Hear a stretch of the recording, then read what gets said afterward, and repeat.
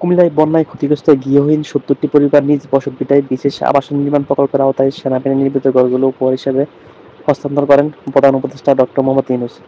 বুধবার ৩০ এপ্রিল সকালে অনলাইনে যুক্ত হয়ে নিজ বসতভিটায় বিশেষ আবাসন নির্মাণ প্রকল্পের উদ্বোধন করেন প্রধান উপদেষ্টা।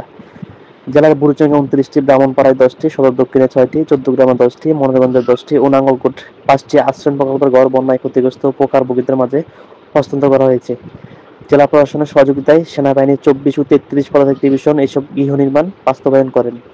ঢাকায় প্রধান উপদেষ্টার কার্যালয়ের সঙ্গে কুমিল্লার চৌদ্দগ্রাম উপজেলার গোলপাশা ইউনিয়নের কুমাল্লা গ্রামের উপকারভোগী মোহাম্মদ আলম মিয়ার বাড়ির সামনে থেকে অনুষ্ঠানটি সংযুক্ত হয়।